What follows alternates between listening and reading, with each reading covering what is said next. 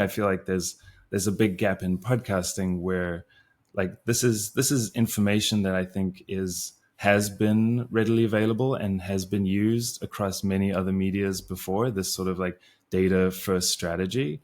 But for me, it's been missing in podcasting.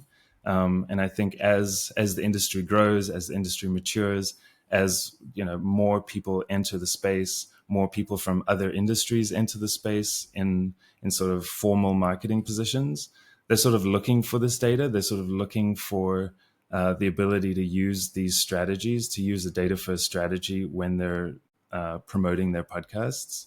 And I feel like there's just a need in the industry. I feel like, especially for indie podcasters, you go on Reddit, and as you mentioned at the top of the show, you know, nearly every question every day is like, how do I grow my podcast? What is the most effective social media platform, et cetera, et cetera.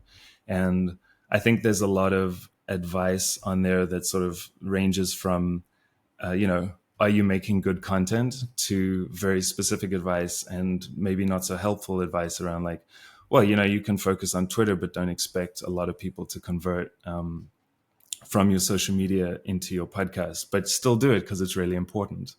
And I think those questions could really, really easily be answered with just some data. My interest in the industry is definitely on the indie podcaster side. I think there's just so much innovation happening sort of outside the main players. And I think there's like a lot of opportunity for people who are producing like really high quality content and really good content, but are struggling with the growth side because they don't have the sort of built-in network that a lot of other people have.